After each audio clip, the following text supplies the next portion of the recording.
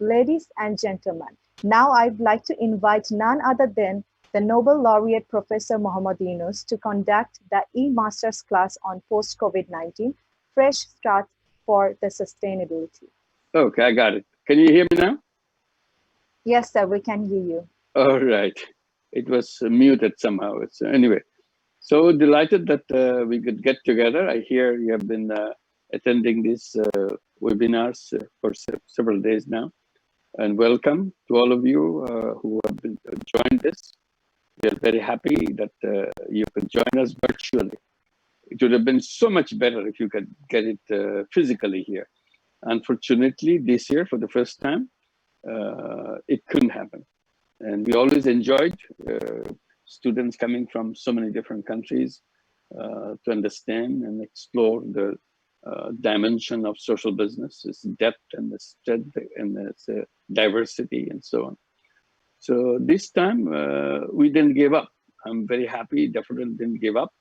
Definitely insisted on carrying it out on the digital platform.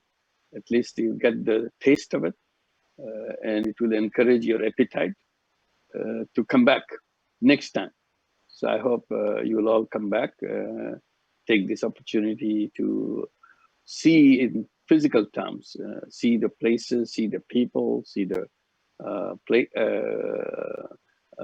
organizations, and have the right feel for that. This is very important because from a distance you can get some idea, but the real feeling comes when you can start touching and feeling and grab all the dimensions of the circumstances, where it all began, why it works, what does it mean to people.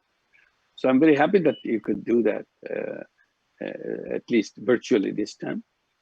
And while we are at it, let me also explain something that we'll be launching a lecture series. We call it YSBC Web Lecture Series.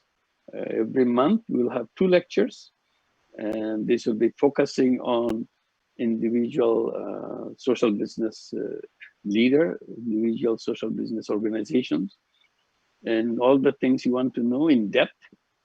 This will be presented in that segment of 45 minutes. So this will be starting from the middle of next month, August, and keep on watching that announcement. And it will continue. Every month we'll have twice that program. And this is for you, for all the students all over the world, where either you have YSBC, Yunus Social Business Center, or there are groups of students who are interested. Even if you're not interested at the beginning, you can explore this, listen to this, and find out what is happening. So you'll get in details, and you can ask questions, not on the live one, but you can ask questions and send it to us. We'll try to answer that question in a later one. If there are important questions come, or bilaterally, the speaker will answer your questions if you give your details, mailing details. So this is one way to get to know each other. It's very important to understand the content of what social business is all about. And in the context of this present situation, COVID-19, it has become more important. Whatever we have been saying, now it comes out in a much more stronger way than we ever had opportunity to explain what this is all about. So this is something that make it urgent, make it very action-oriented, that we have to do something about it. Corona is a very interesting thing, whether you realize it or not. We didn't know anything about it. It didn't exist. We didn't have to dig in on any issue related to coronavirus because it never happened. There are pandemic, there are epidemic in the past, but different kind of epidemics. And we know the famous epidemics in the past, but that has no similarity of what we have seen right now in our lifetime. Probably, I hope it will never happen in our lifetime and next generation's lifetime or future lifetime either. So this will be one and only a unique situation of COVID-19. If you go back to the end of last year, 2019, December 31st, Nobody knew about coronavirus or what is going on. We heard something much later. For the first time, even the Chinese became aware. They reported about some strange thing happening in Wuhan and reported to WHO on 31st of December. So that was uncertain thing, some strange disease that they're facing. But it was not understood as a coronavirus or anything. So if you start from that date, 1st of January, in less than 100 days, entire world was occupied by coronavirus. It's a lightning speed. You cannot imagine speedier than that in anything ever happened in history for human being on this planet.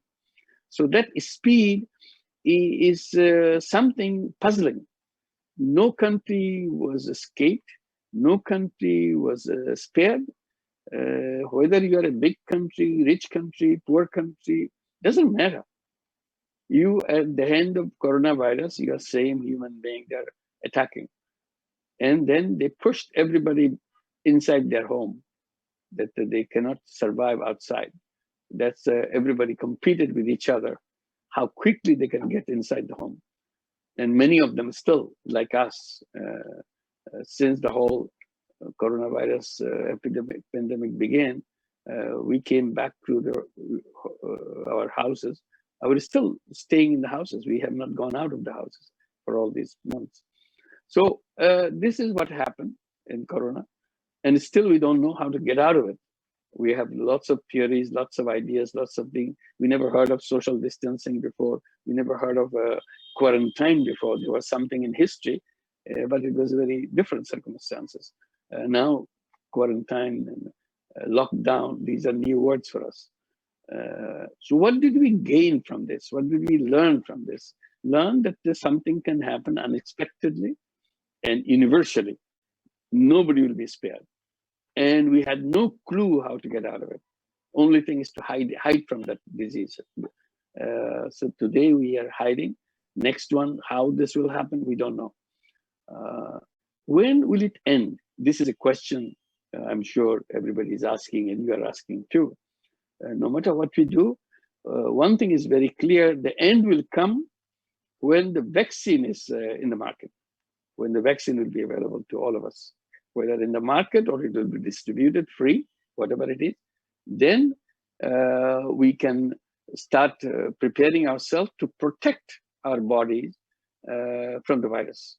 Once we can protect ourselves individually, and the whole world is reclaimed from coronavirus, because the virus cannot attack us anymore. We have shielded ourselves through the vaccine. So that's a vaccine we are waiting for. Everything that you see, something drastic has taken place, and a very sad thing that has taken place. When you have a common enemy, you expect the whole world will act together, because it's a common enemy, so we have to protect it, all of us together. We combine our forces. We join hands together. That's not what happened. As soon as attack came, we went back to our home. We want to protect ourselves only, our nations. We have not talked about other nations. We even not only ignored other nations, we did harmful things to other nations in order to gain advantage for ourselves. So we became very, selfish-minded. We became, instead of having a bigger view of the world and joining hands with each other, we ran from each other. And then one country became more aggressive in that than the other. And then the only organization that we had, WHO, World Health Organization, you would expect all the nations will get together under its command, that they will be put in the position to lead us the fight against the coronavirus. And we were trying to imagine that will happen. It didn't happen, because some countries started attacking WHO, publicly announcing in a very loud way that they want to withdraw money from whatever money they gave. They want to withdraw. United States wanted to withdraw the money from WHO. So it weakened WHO rather than strengthening it. So this is another very stupid thing we have done to our only global organization that we had. Then United States wanted to launch investigation against WHO. See, again, weakening further this the very organization which should be leading us to the fight.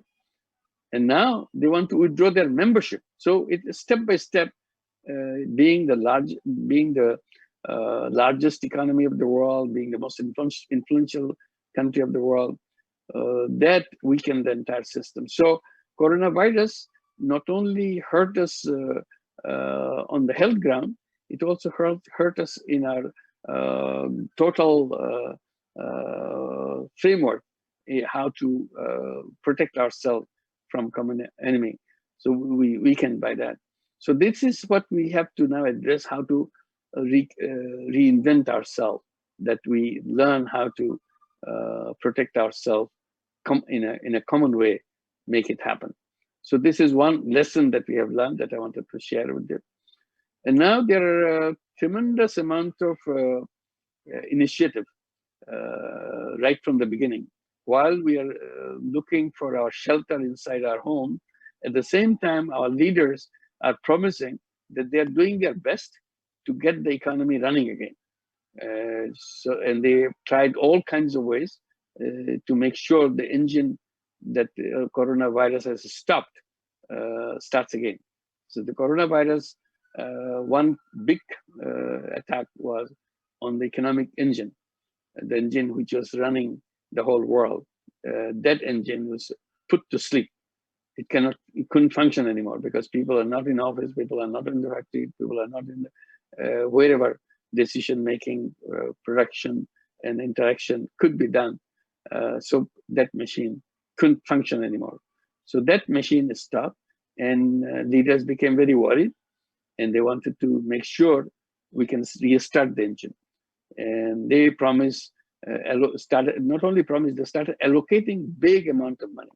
And some countries allocated billions of dollars, some countries allocated trillions of dollars, what is known as bailout money, meaning that that money they will pour in on this engine so that that engine starts working again. And they're so eager to shorten the period, making it so fast that we go back where we were before the coronavirus hit us, before the coronavirus put the engine to sleep. Meaning that we go back to the world that we left behind prior to December 31, 2019. That's the world we wanted to go back. That's the initiative that is happening. And I keep raising one issue and I wanted to share with you whether it makes sense to you or not. I'm saying, why are we trying to go back to that world? That world was a terrible world. And that world is going to end itself. And we know that. We are talking about how little time we have before the whole human being become extinct on this planet. And we are talking about the 1 decade or 2 decades or 3 decades maximum, and that will be all done. And our young people in every single country, in every single city, they are marching on the street. And I'm sure your brothers, your sisters are among them who marched on the street, continue to march on Fridays. They call themselves Fridays for Future, until Corona put them back into their house, until the last day. What were they asking for? Why were they marching? They are accusing their parents, their grandparents for destroying the world. They have no life for themselves. So they are saying, you have destroyed the future for us. You give us our future back. You have done some terrible things by making wrong decisions. You destroyed the world. And as a result, you left no future for us. We are done. We are finished. You enjoyed your life, whatever way, but we have no way we can enjoy. Our life is finished. That's why the future, the Fridays for Future, because they wanted to reclaim future for themselves. They have not given up. And we were so selfish, their parents, our generation, parents and grandparent generation, that we didn't care less. If our children are on the street marching against that world that we created, pre-coronavirus world, what happens to the grandchildren? Will they be on this planet at all? If the teenagers don't have a future, what about the grandchildren after that, if these are the children? They have no future at all. So why do we want to go back where our children don't have a future, our grandchildren have no future at all, and the great-grandchildren don't talk about it? I said, that's not the world we want to go back. Why it's happening? That's the issue that you have to discuss among yourself. And you know that it's not something mysterious. We discuss it in every class, in every discussion group about the global warming. World is getting warmer and warmer. It will be so warm in the next 20 years. By 2040, it will be very difficult for people to survive on this planet. And why it is getting warmer? Because we do stupid things. We keep on doing things which makes it warmer and warmer. We know what makes it warmer, but we don't stop it. And that's what our children were protesting. Why didn't you stop it? You know why. You put us on a frying pan, but you're not turning off the heat. If you turn off the heat, then we will not be fried. Today we are fried. So why do you want to put us back into the frying pan? And now you want to, from frying pan, you want to put us in the fire. When you're going back means you are going back to the fire. We don't want to go back to the fire. So global warming is one thing which is making it extremely difficult to live on this planet, the world planet, old world. And then wealth concentration. All the wealth of the world is concentrated in few hands.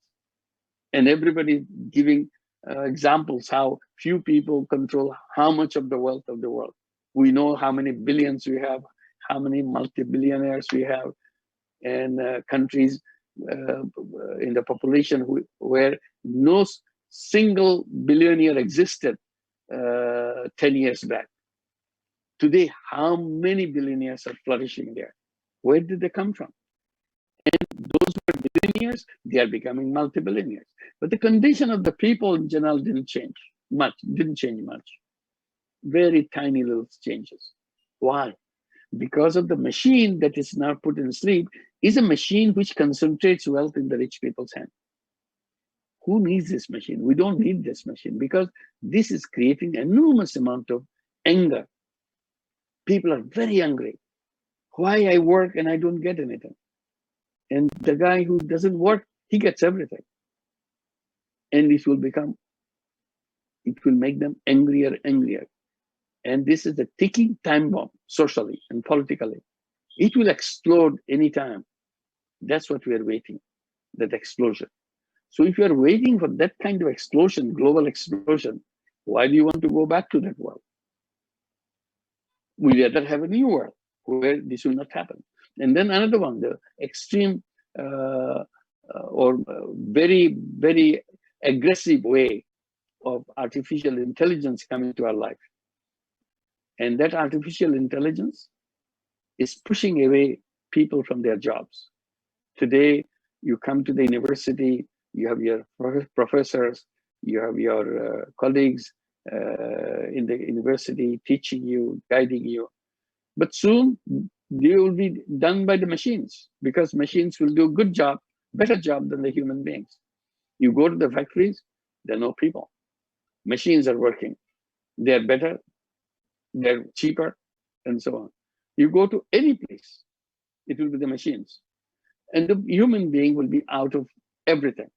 So what kind of world that would be for a human being? It may be fun for machines to work, but it's no fun for the human being to exist because there's no reason for existence anymore. And it'll be a world of total frustrations that we have nothing to do. And how do we survive? How do we carry on? And how long machines will allow us to survive? Because it's their decision now, it's not our decision. So that's not the kind of world that we want to go back.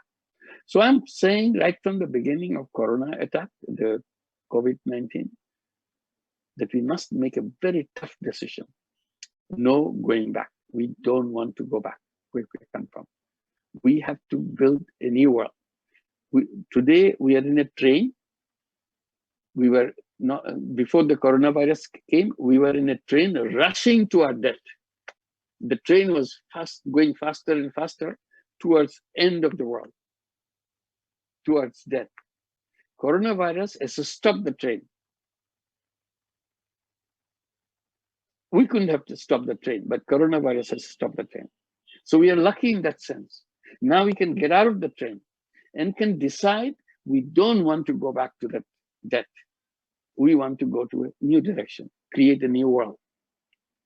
A world where there will be no global warming, a world where there will be no wealth concentration, a world where there will be no massive unemployment.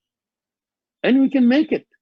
And that's what we have been discussing in your classes and so on, how to make that happen. And I have been talking about it, 3 zeros: zero net carbon emission, zero unemployment, zero wealth concentration, zero poverty, and so on. So these are possible because we know exactly what makes that world the way it is. Why? Who makes the global warming? Who makes the unemployment? Who makes the wealth concentration? It's all known to us. And we've shown how social business can help the change. How introducing social business into our thoughts, into our classroom, into our actions, suddenly changes the direction of the planet. We go to another kind of world. We're the same people, but the only difference we did that people were conceived of as a kind of very selfish people. I said, no, human beings are not all selfish people. And it's not all about selfishness in human beings. Human beings are both driven by selfish interest, driven by self-interest, at the same time is driven by common interest, which is common for everybody. So if you combine these two in every human being, suddenly we can create a new world, complete a new world. So this is coronavirus has given us a chance. So this is something that we want to talk about. And the last point I wanted to mention is about the vaccine. I said the vaccine will save us. Now another interesting game is being played, and you've been reading when the vaccine will come. Some saying that it will come at the end of the year, this year. Some will say maybe it will come at the beginning of the next year, meaning that it's coming. That's what everybody agrees. There are 150 companies who are trying to produce that vaccine, make that vaccine. But today in the front running position, not everybody is successful, not everybody is as fast as others. The one who is fast running, who are making sure they can do it, there may be about 6 companies who are coming to that close to the final end, who can do it end of this year or beginning of next year. Some of them will be very good, some of them may not be very good, but at least six of them are in the run. But they are all bought off, or even the fact that they have the promise of producing this vaccine. We still aren't sure how it will turn out, which one will be more effective than the others. But the United States is buying up everybody's production. There are 4 companies in the USA which will be producing vaccine, and they're all in the front row. But the United States have already bought and paid them advance money to buy up all the production. They cannot sell it to anybody else.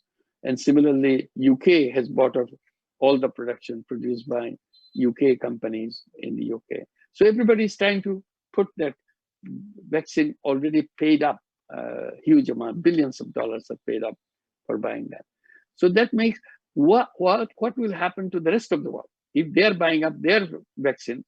And when will come to the middle income people, low income people, absolutely no income people? When will that come? Even if you're in a line, if there's enough of vaccines produced, if it is enough, if there's not enough, then only the rich will get. Only the big countries, big people will get. And if not, others will not have it.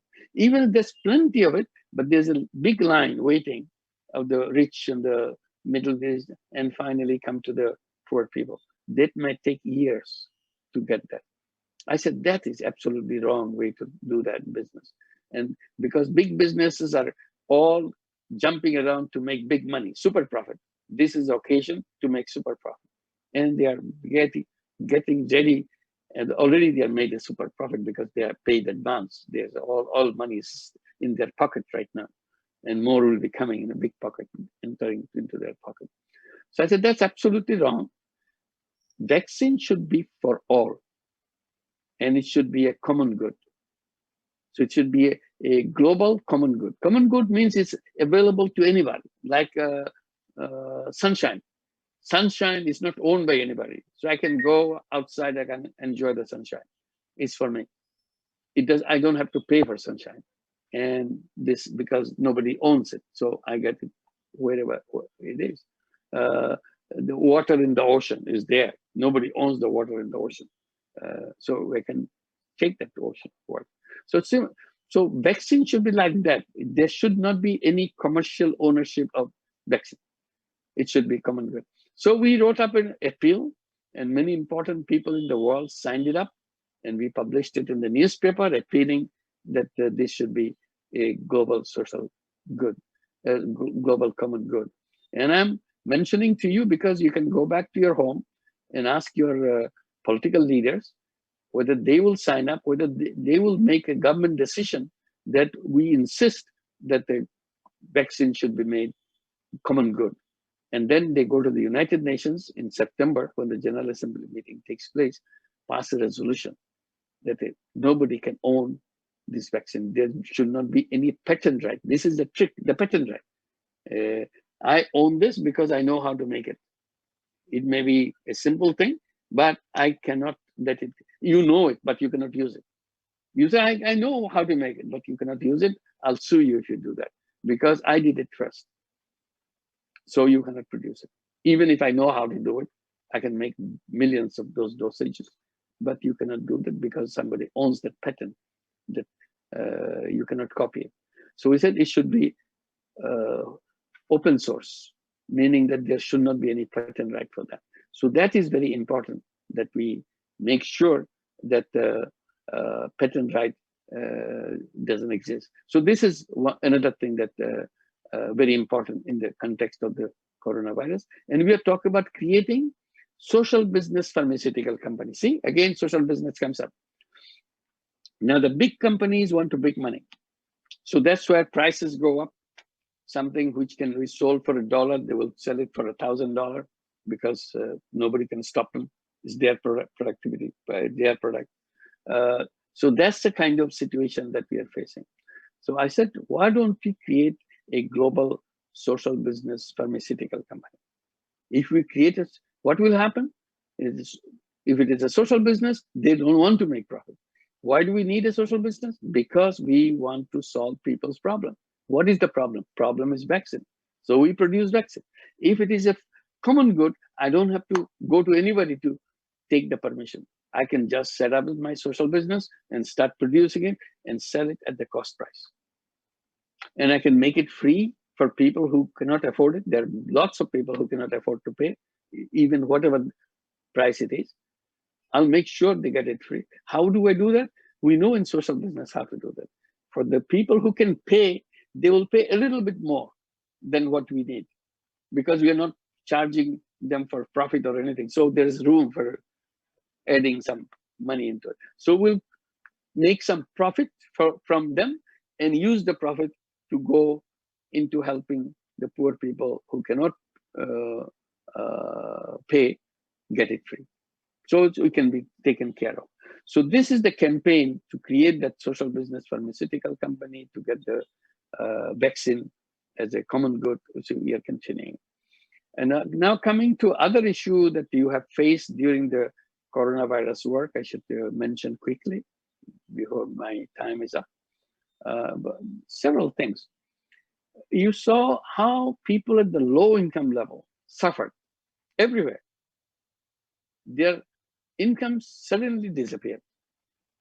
Because if you're home, if you're a daily income earner, you're not earning anything. If you're selling things on the street, nobody's buying anything on the street, and you cannot go to the street, so your income is gone. If you're a daily wage earner, If you work, you get paid. If you don't work, you don't get paid. Now that you can't go and work, you don't get paid, so you have no income. Millions and millions and billions of them all around the world suddenly find themselves empty-handed. And whatever little saving, little thing, food they had, they exhausted it very quickly, and they have nothing. And the new thing came again in our country, in our discussion: life versus livelihood. Should we try to protect the life, or should we try to protect the livelihood? So a controversy began, and I was promoting, I was siding and insisting. I said, these are not tradable items. You cannot sell life with livelihood, or it cannot be exchanged. Life is a unique thing. If you don't have life, you have nothing. So life cannot be exchanged with anything. So that question of life and livelihood doesn't exist. So you have to protect the life first under any circumstances. If you go for livelihood, your life is at risk. You may die. So why should I push you to go to the livelihoods and so on? So this is one controversy goes on while this continues. At the same time, the people are going from their workplaces, going back home. And millions of them were doing that. So we suddenly see all these people hidden away within our economy. Nobody pays any attention. We call them informal sector. I'm sure you heard about informal sector. Those who are not in the formal sector, meaning those who are not formal labor, formal entrepreneur, they have license, they have affiliations and so on. They all belong to the informal sector. Bulk of our population in countries like Bangladesh, India, Pakistan, in the subcontinent, and many of the countries in Asia, people are in the informal sector. They have no formal appointment, they have no formal anything.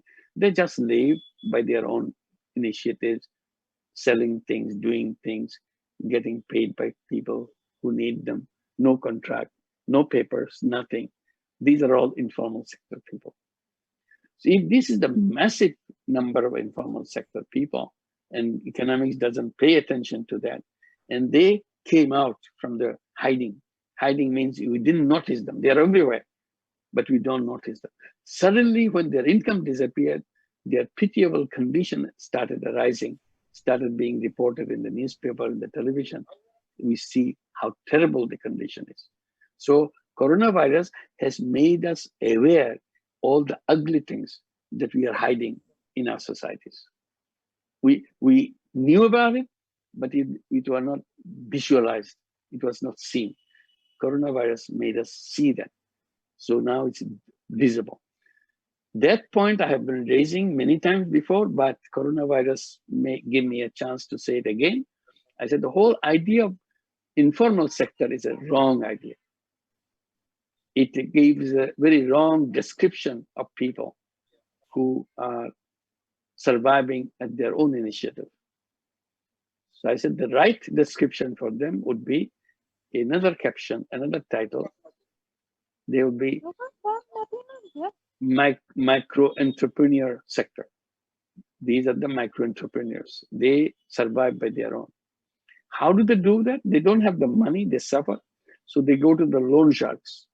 Loan sharks give them the money, and loan sharks grab everything they have. They are in a very pitiable condition of survival. I said, why don't we, if we recognize them as micro entrepreneur sector, then we have to develop all the institutions to support them. As long as you call them informal sector, you feel you have no responsibility for them because they are in the waiting room of economy. So if you go into the final economy, which is the formal sector, then economy can understand your language, you understand their language, so you can be in business. But in the informal sector, economics doesn't have any role to play. So they are on their own. I said, why don't you embrace them, bring them under your category, call them micro entrepreneur sector, then you start preparing all the things needed to be done. First thing you have to do is to create the financial institution so that you can lend money to them, available. They are investment funds, they are venture capital fund, they are insurance fund, all the financial thing for the rich people you have to have the people for the entrepreneur sector too. Entrepreneur sector is no different than the entrepreneurs in the big. If you look at the pyramid of entrepreneurs, it starts with a very, very small amount of money in the hands of entrepreneur and ends up with $1 billion on the top. So you have $1 billion, multi-billion-dollar entrepreneur, and then you have $1 billion entrepreneur, then you have multi-million-dollar entrepreneur, $1 million entrepreneur. In the bottom, you have $100 entrepreneur, $200 entrepreneur. They're in the same system. So you have to draw the pyramid.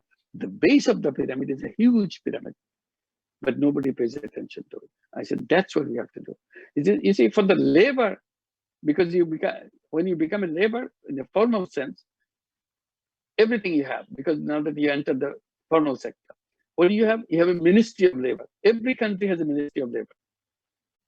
And every country has agencies of labor. Labor this agency, this agency, all kinds of things. Because they are in the formal sector. I said, now that you have a micro entrepreneur brought into formal recognition, then your first responsibility will be to create a ministry of informal sector, a ministry of micro entrepreneur sector. Then you create institutions, your financial institutions, your legal rights, your policies, your concepts, everything. Because now you are part of the system. Then you have the rules, laws, and everything. They are rights. Today, if you want to sell something on the roadside, some guy comes who say, I'm a police, get out of this place. You're not supposed to sit here. So I have no way. I don't know anything. I said, the moment I become micro entrepreneur, I'm recognized as a micro entrepreneur, I have a chamber of commerce. Like the business has a chamber of commerce, micro entrepreneurs will have a chamber of commerce and recognized by the government. So I go and protest that this is not right. Police cannot touch me, because we have the right to sell our things in these roads and this way, so many hours, so many days, and so on. So I'll do that exercise. So I'll have my rights. I have my protection. I will understand my law. There'll be legal rights for me. So those are the kind of things you have. First, we need the financial institutions. They're extremely important. But today's financial institution doesn't work. When we have the financial institution, there again, it's very important part. Those financial institutions have to be social business financial institutions. If the rich people start making financial institutions for the poor people, they want to make money from the poor people. They will be going in the loan shark direction. So we already have the loan shark problem. We don't want to get into the loan shark problem. So we said, no, financial institutions for the people in the micro entrepreneur sector should be social business. So we'll have social business banks. We will not have banks for profit making for the micro entrepreneur sector. We'll have social business venture capital funds. We'll have social business investment funds. All kinds of things that rich people have, we'll have in the micro entrepreneur sector too. Very dedicated for them. But all of them should be social business. Then they start changing thinking, because now nobody can take away whatever we are. It belongs to us. Then we have legal protection. We have our own chambers.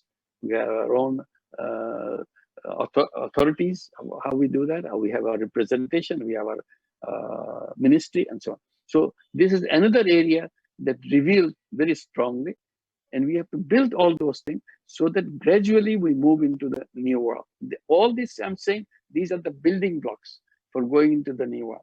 And we create the new world by adopting all this while big machine, the old machine is sleeping, we build a new machine. While the train that is taking us to death, we abandon it and we build a new train to take us to a new world, a world where we will not be facing death. Our children will not be complaining about us. Our grandchildren will have a more safe world than we had. Our children will have safer world than we had, and our grandchildren will have much safer world than our children have. That's the direction we should go. Today it's the reverse. Our children is getting worse life than we had, and their children will have terrible life than they had. That's the kind of reverse process. But we can undo that. We can change that. So this is the opportunity coronavirus has given us. We should be thankful to coronavirus. And the opportunity that we got will not be repeated again. And that opportunity will disappear very fast. As soon as the vaccine comes, as soon as we feel healthy again, protected again, we'll forget everything and move on to go enthusiastically go back where we were and face the death. We forget that the death is waiting for us. So our choice is whether we go to the death or we create a new life and enjoy the life for our children, give our children a life and their children a better life along the way. So this is the choice we have to make, and make sure we don't make a wrong decision, wrong choice. We make a right choice and we don't miss this opportunity. So that's the message that I have to give you during this Corona period. I hope it should not worry you, but definitely it should make you think what this is all about, because your life is ahead longer than others.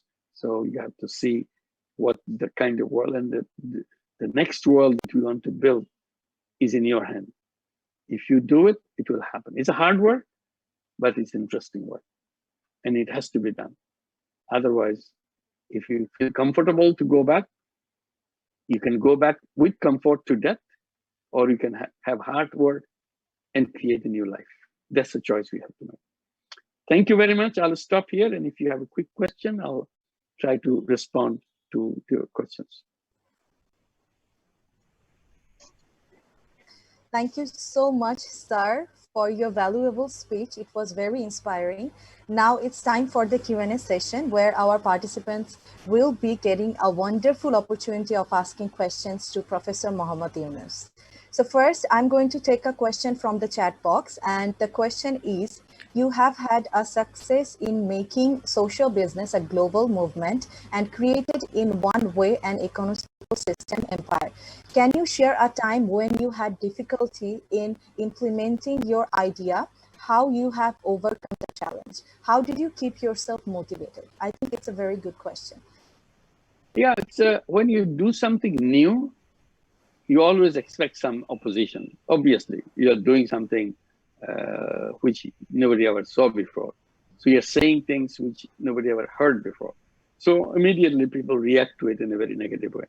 So you should be prepared for it. There's nothing new about it. So if you're prepared, it should not annoy you.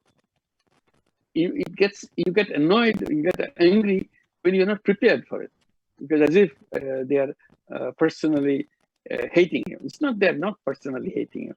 You're simply doing things which was never done before. So they are protecting themselves so that you don't lead them or you don't mislead them. So you should be prepared. And we have faced problems from all directions.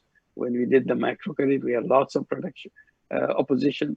Religious people opposed us, political leaders opposed us, bankers opposed us, economists opposed us, everybody opposed us. But we explained to them, look, I'm not taking away everything from you. I'm doing little things. So why don't you just tolerate my work? See if it is good for people, they will respond positively. I don't need your endorsement to do that. And we didn't wait for their endorsement. They said nasty things, but we didn't bother us because people were so happy with us. So we would like to serve the people and so on. So this is how we did that. And the advice to you would be, if nobody is complaining about what you're doing, if nobody is attacking you for what you're doing, maybe that's a sign that you're not doing anything significant. If it is significant, people will notice it and people will attack it. And you feel happy about it. Yes, it is significant. Otherwise, why are they screaming? That means you did something very significant. And just make sure that significant thing is the right thing. That's the important thing.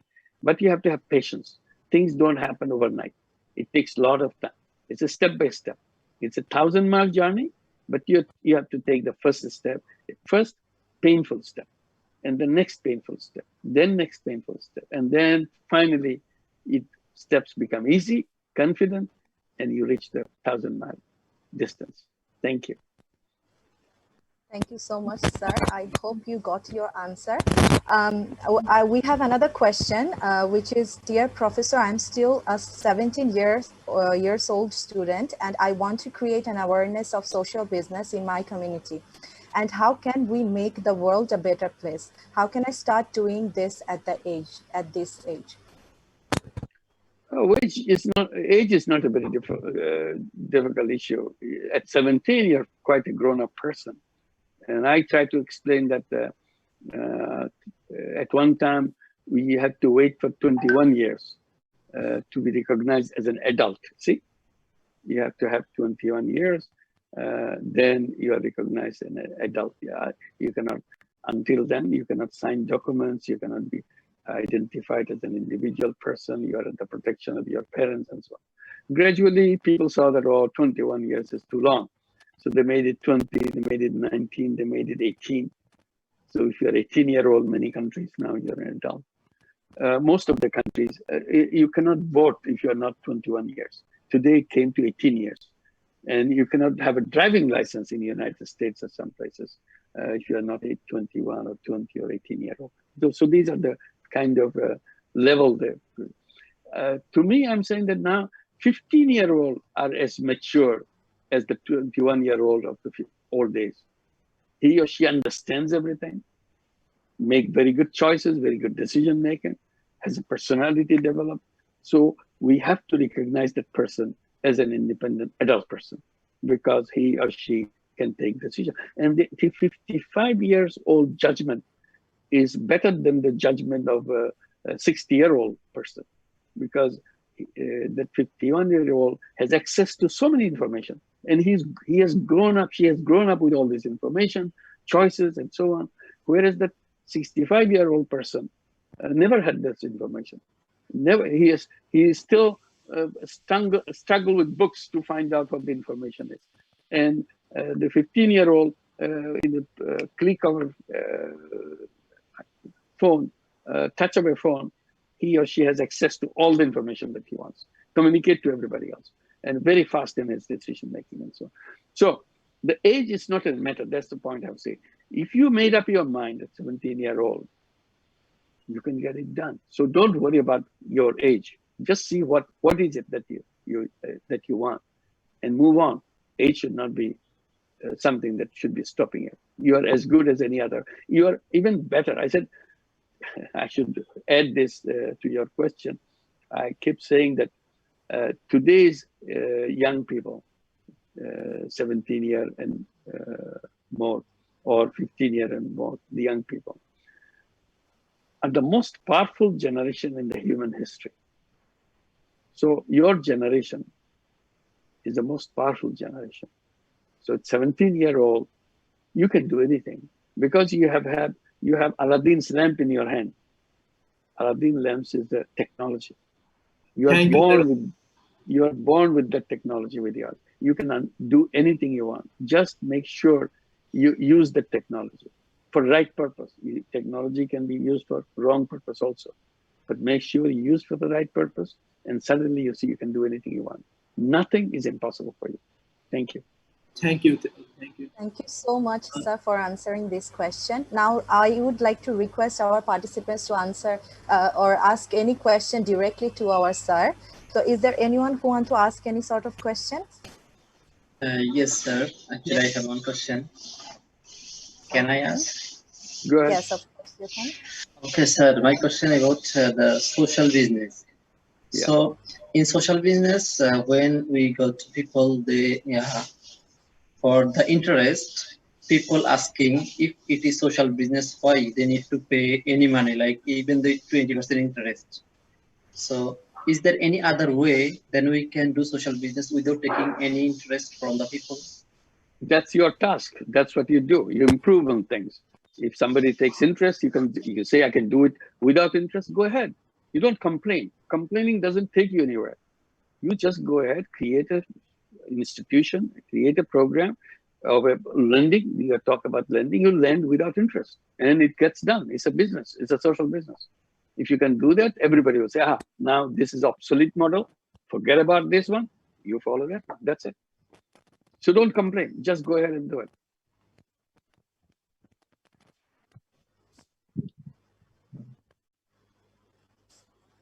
So Thank technically, you Sir, so the much. next question. Yeah. Is there anyone wants to ask any more question? Sir, first, I want to say thank you for your informative presentation. And second, I want to ask something about theory. As you said, we need building blocks. And one is that which will persuade economists, financiers, and the others. Have you ever think any alternative theory against the mainstream economics that can explain, for example, social business or micro-entrepreneurship?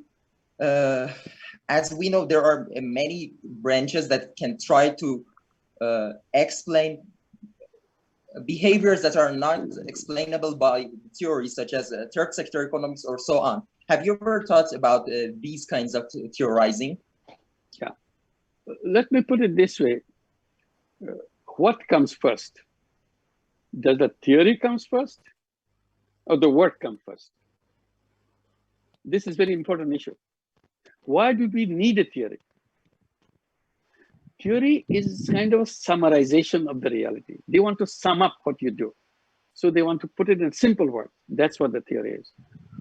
So the reality is the reality that we wanted to understand. Reality we want to do. So don't start with theory. Start with reality. What do you want? I want a world which is free from global warming. Okay? Then see how to do that. Then once you do that, then theoretician will come. This is the way it should be done. Theory can only explain what you have done. Theory doesn't make you do it. This is the this is the wrong thing we do. We say, theory said that. Why should we listen to the theory? Theory should be listened to us. It's their job to listen to us, what we do, how we feel happy. And then say, this is what makes people happy. So if you're happy, then theory has to change. So don't worry about the theory. Do what you think is the right thing to do. Change the reality. If you change the reality, theory will be gone, finish. Yes, thank you, sir. Thank you, sir. Can I ask a Thank question, you. please? Okay, then yes. Can I also? I have Okay. a question also. Dr. Yunus, Yeah, go ahead. did you encounter any difficulties in promoting Grameen Bank in China? Do you make any localization changes? What do you think is the biggest consideration for development social business in China? Thank you. We do carry our methodology that we develop, we practice, and we understand it same way, whether we go to China or we go to the United States, same thing. But there are some local adjustments.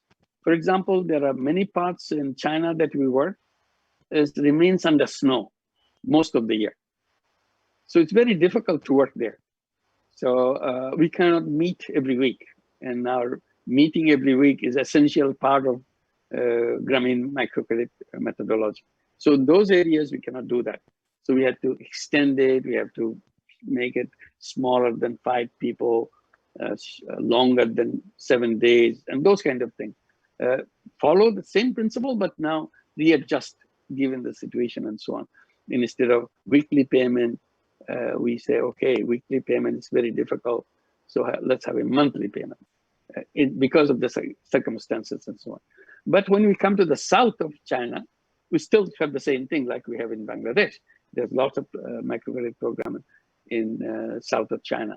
So we do that exactly like the way we do it. So there is only exception is a very difficult geographical location, very difficult weather conditions and so on. So we had to admit that, we had to agree to that.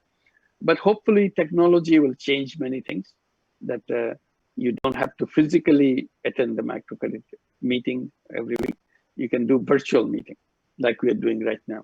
And then you pay your weekly payment, not physically, but by money transfer with your phone, so that you have an account and you transfer money from your account to the account of the microcredit. So that kind of technology, when it becomes easy, then again, we go back to the system because it works very well. We don't want to abandon it unless we found something other one which works better or as good. Thank you so much, sir, for answering this question. As we are running out of time, I know you all want to ask questions to our sir. We will be taking one more question. So is there anyone who wants to ask? Yeah, me. I have a question. I have a question. Go ahead. Go ahead. Just one question. Just one question. Ahmed, Can I ask Ahmed? I'd like to request you to ask us a Okay. question. Okay, then. Yes, we can hear you. Okay. Now me and my team we're fighting which one of the sustainable development goals is more important or the most important. For example, we have 17 goals. For me, I said poverty because poverty, by solving the poverty problem, we will solve all other problem, education and all of them. So what is your opinion about this? Which one of the sustainable development goals are most important and they can solve others also? One is what is more important. It's all again something you judge yourself. To you, what is more important? The other one, out of the 17, which is the most easy for you to solve. That's very important. Don't struggle with something you feel important, but you can't do it. Then you feel frustrated. There's another one, which in your estimation is not as important as the first one is, but it's also something you can do, but it's easy for you to do. So pick the one which is easiest for you and go ahead and do it, because all 17 are important. That's why United Nations have approved that, and all the countries of the world has endorsed it. This is the list, and put them in order, 1, 2, 3, 4. So you pick any one you want, and it's all your convenience, because you may have convenience in one, and you can do something significant about it. Go ahead and do it rather than struggle with something that you cannot do. Thank you so much, sir, for answering this question. I know you all want to question our sir, but we are running out of time. So I think we won't be able to take any more questions.